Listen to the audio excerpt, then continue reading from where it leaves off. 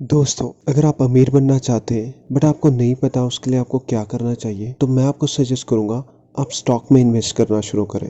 अगर आप दुनिया के अमीर लोगों के बारे में जानने की कोशिश करेंगे तो आपको पता चलेगा उनकी लाइफ में स्टॉक इन्वेस्टमेंट ने एक मेजर रोल प्ले किया है अमीर बनने में। अब आपके मन में ये सवाल होगा कि अगर स्टॉक्स में इन्वेस्ट करना इतना ही सही है तो बहुत सारे लोगों का इसमें नुकसान क्यों होता है। मैं इसका जवाब देता हूँ। इसका आंसर ये है कि वो लोग प्रॉपर स्टडी नहीं करते स्टॉक्स में इन्वेस्ट करने से पहले। किस शेयर को खरीदा जाए, क्यों खरीदा जाए और किस टाइम पे खरीदा जाए, ये जानना बहुत ही इम्पोर्टेंट है एक इन्वेस्टर बनने के लिए। वॉरेन बफे, जिनका नाम दुनिया के अमीर तरीन लोगों में शामिल होता है, उनकी current net worth 10,180 crore US dollar है। क्या आप जानते हैं उन्होंने अपनी शुरुआत सिर्फ $100 से की थी और उन्होंने ये सारा पैसा अभी तक का खाली इन्वेस्टमेंट से बनाया। दोस्तों, वॉरेन बफे अपनी कामयाबी का श्रेय बेंजामिन ग्राहम को देते हैं। उनका कहना है बेंजामिन ग्राहम की ही मेंटरशिप से उनको स्टॉक्स की नॉलेज मिल पाई। बेंजामिन ग्राहम, जिन्होंने स्टॉक इन्वेस्टमेंट पे एक वर्ल्ड फेमस बुक लिखी है जिसका नाम द इंटेलिजेंट इन्वेस्टर है। दोस्तों, इस बुक को स्टॉक मार्केट की बाइबल कहा गया है और साथ ही साथ इस बुक के ऑथर यानी बेंजामिन ग्राहम, उन्हें पूरी दुनिया में फादर ऑफ वैल्यू इन्वेस्टिंग के नाम से जाना जाता है। उन्हीं की बुक को पढ़ने के बाद वॉरेन बफे ने 19 साल की एज में कोलंबिया बिजनेस स्कूल में एनरोल किया ताकि उन्हें ग्राहम की देखरेख में स्टडीज करने का मौका मिले। दोस्तों, वॉरेन बफे जो कि दुनिया के फेमस इन्वेस्टर हैं, उन्होंने बुक द इंटेलिजेंट इन्वेस्टर को इन्वेस्टमेंट की अभी तक की लिखी जाने वाली बेस्ट बुक कहा है। दोस्तों, आज हम इसी बुक के कुछ इंपॉर्टेंट चैप्टर्स के बारे में डिस्कस करने जा रहे हैं और साथ ही साथ ये जानेंगे कि कैसे आप भी एक इंटेलिजेंट इन्वेस्टर बन सकते हैं बेंजामिन ग्राहम की प्रिंसिपल्स को फॉलो करके। आइए चलते हैं। तो दोस्तों, इस बुक का पहला चैप्टर है इन्वेस्टर आर स्पेकुलेटर। दोस्तों, बेंजामिन ग्राहम इस चैप्टर में कहते हैं एक इन्वेस्टर बनने के लिए खाली ये काफ़ी नहीं है कि आप स्टॉक्स को बाय और सेल कर रहे हैं, बल्कि आपको ये मेक श्योर करना पड़ता है जब कभी भी आप स्टॉक्स खरीदें आप एक पूरा एनालिसिस करें कंपनी के बारे में और साथ ही साथ ये मेक श्योर करें कि आपका प्रिंसिपल अमाउंट सेफ रहे और आपको साथ ही साथ एक अच्छा रिटर्न भी मिले। ऑथर हमें दूसरी साइड से ये समझाते हैं कि अगर हम स्टॉक्स में इन्वेस्ट कर रहे हैं जस्ट बिकॉज हमें किसी दोस्त ने या ब्रोकर ने या हमने किसी स्टॉक के बारे में किसी न्यूज़ चैनल पे सुना है और उसके बाद हम इन्वेस्ट कर रहे हैं ये सोच के कि ये आगे जाके हमें एक प्रॉफिट देगा, तो ये इन्वेस्टमेंट नहीं है, ये स्पेकुलेशन है यानी सट्टेबाजी है।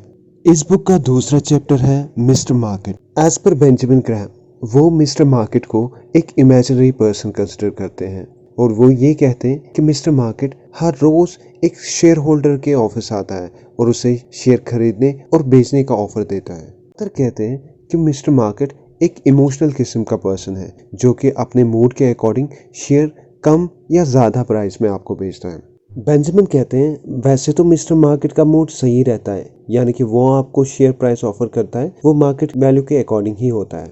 दोस्तों, इसकी वजह ये है कि mister market timely different emotional problems को फेस करता रहता है। पर दोस्तों, जब कभी भी मिस्टर मार्केट का मूड ऑफ रहता है वो आपको शेयर कम प्राइस में ऑफर करता है। दोस्तों, ऑथर हमें सजेस्ट करते हैं कि जब कभी भी मिस्टर मार्केट का मूड ऑफ हो यानी वो आपको शेयर कम प्राइस में ऑफर कर रहे हैं उस शेयर के एक्चुअल बिजनेस वैल्यू से, तो आपको चाहिए कि उस टाइम पे उस शेयर को खरीदें। ऑथर हमें साथ ही सजेस्ट करते हैं कि एक शेयर को हमें तभी बेचना चाहिए जब उसकी कीमत उसके एक्चुअल बिजनेस वैल्यू से बहुत ही ज़्यादा हो। दोस्तों, बढ़ते हैं अब तीसरे चैप्टर की ओर जो है डिफेंसिव और पैसिव इन्वेस्टर।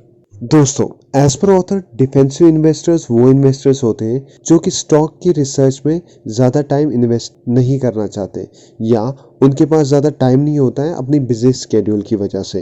ये लोग अपने रिसर्च के अकॉर्डिंग स्मॉल इन्वेस्टमेंट करते रहते हैं बट साथ ही साथ वो हाई रिटर्न्स एक्सपेक्ट भी नहीं करते।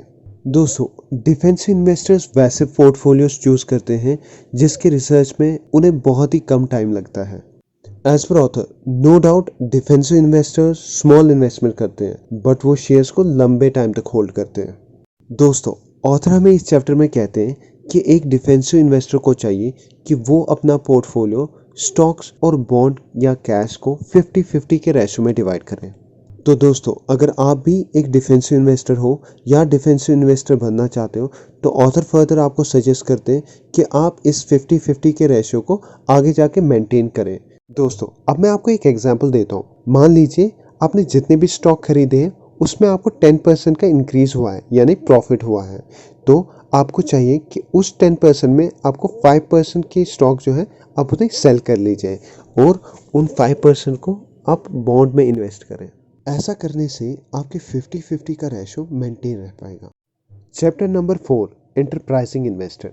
दोस्तों, एज पर ऑथर, एंटरप्राइजिंग वो इन्वेस्टर्स होते हैं जिनके पास दोनों टाइम और एक्सपीरियंस रहता है इंटेलिजेंटली इन्वेस्ट करने के लिए। वो अपना दिन का मैक्सिमम टाइम स्पेंड करते हैं स्टॉक को एनालाइज करने में। ऑथर हमें कहते हैं एक एंटरप्राइज इन्वेस्टर बनने के लिए आप में 4 क्वालिटीज होना बहुत इंपॉर्टेंट है। नंबर 1, आप में बहुत ज़्यादा पेशेंस होना चाहिए। नंबर 2, आप डिसिप्लिन्ड होने चाहिए। नंबर 3, आप में ईगरनेस होना चाहिए। और नंबर 4, आपके पास बहुत ज़्यादा टाइम होना चाहिए स्टॉक्स को एनालाइज करने के लिए। दोस्तों, ये इस तरह के इन्वेस्टर्स होते हैं जो मार्केट के अगेंस्ट जाके कंपनीज के शेयर उस टाइम पे खरीदते हैं जब शेयर्स की वैल्यू उनके एक्चुअल वैल्यू से बहुत कम होती है। इन्वेस्टिंग की दुनिया में ये एक पॉपुलर स्ट्रैटेजी है जिसे हम बाय ऑन डिप स्ट्रैटेजी कहते हैं। दोस्तों, एंटरप्राइज इन्वेस्टर्स अपने पोर्टफोलियो को 75-20 के रेशियो में डिवाइड करते हैं, जिसमें 75 वो स्टॉक्स में इन्वेस्ट करते हैं और बाकी 25 बॉन्ड्स और कैश में मेंटेन रखते हैं। दोस्तों, इस बुक का अगला चैप्टर है मार्जिन ऑफ सेफ्टी। दोस्तों, अब मैं आपको एक सिचुएशन देता हूँ। मान लीजिए आपको एक ब्रिज बनाना है जो मिनिमम 100 लोगों का वेट कैरी कर सके, तो आप किस तरीके का ब्रिज बनाएंगे? ओब्वियसली दोस्तों, आप उस तरीके का ब्रिज बनाएंगे जो कि कम से कम 130 या 150 लोगों तक का वेट कैरी कर सके, ताकि इफ़ इन केस कभी भी 100 से ज़्यादा लोग उस ब्रिज पे आते हैं तो कोई एक्सीडेंट ना हो। अब जो दोस्तों आप एक एक्स्ट्रा मार्जिन लेके चल रहे हैं ब्रिज बनाते समय, चाहे वो 130 हो 150 हो, इस मार्जिन को हम मार्जिन ऑफ सेफ्टी कहते हैं। क्योंकि दोस्तों, जो आप ये एक्स्ट्रा मार्जिन लेके चल रहे हैं वो बस आप इसीलिए ले रहे हैं ताकि आगे कोई प्रॉब्लम ना हो। स्टॉक्स में इन्वेस्ट करते समय आपको इसी तरीके का एक मार्जिन ऑफ सेफ्टी रख के चलना होता है। दोस्तों, जैसा कि अब आप जान चुके हैं कि शेयर मार्केट में ज़रूरी नहीं है कि एक स्टॉक की वैल्यू उसके एक्चुअल वैल्यू जितनी ही हो। तो ऑथर हमें सजेस्ट करते हैं मार्जिन ऑफ सेफ्टी को ध्यान रखें। जब कभी भी आप स्टॉक खरीदें तो एक स्टॉक को उसके एक्चुअल वैल्यू से 2/3 वैल्यू से ज़्यादा में ना खरीदें। अब दोस्तों, मान लीजिए एक स्टॉक का फंडामेंटल वैल्यू है $50 और आप उस स्टॉक को 20% के मार्जिन ऑफ सेफ्टी को ध्यान रखते हुए $40 में खरीदते हैं। तो दोस्तों, अगर वो स्टॉक अब आपके एस्टिमेटेड फंडामेंटल वैल्यू तक पहुंच जाता है जो कि $50 है, तो आपको 25% का रिटर्न मिलता है।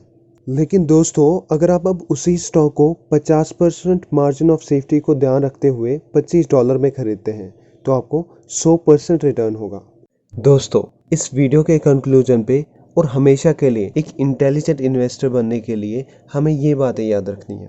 पहला, हम अच्छे इन्वेस्टर तभी बन सकते हैं जब हम स्टॉक्स में इन्वेस्ट करें प्रॉपर रिसर्च और एनालिसिस के बाद। दूसरा, हमें एक कंपनी के शेयर उस टाइम पे खरीदने चाहिए जब उस कंपनी के शेयर उसके एक्चुअल वैल्यू से कम में बिक रहे हो। थर्ड, अगर हमारे पास ज़्यादा समय नहीं है स्टॉक्स को एनालाइज करने के लिए, तो हमें चाहिए कि हम स्मॉल इन्वेस्टमेंट करें और स्टॉक्स को लंबे समय के लिए होल्ड करें। फोर्थ, जब कभी भी हम स्टॉक्स को बाय करें तो मार्जिन ऑफ सेफ्टी को ध्यान रखते हुए ही स्टॉक्स को बाय करें। दोस्तों, उम्मीद करता हूँ कि इस वीडियो में आपको बहुत कुछ सीखने को मिला होगा। दोस्तों, इस चैनल को सब्सक्राइब करना ना भूलें और इस वीडियो को अपने फैमिली और फ्रेंड्स के साथ ज़रूर शेयर करिएगा। तो दोस्तों, मिलते हैं हम अब अगले वीडियो में। तब तक के लिए बाय बाय।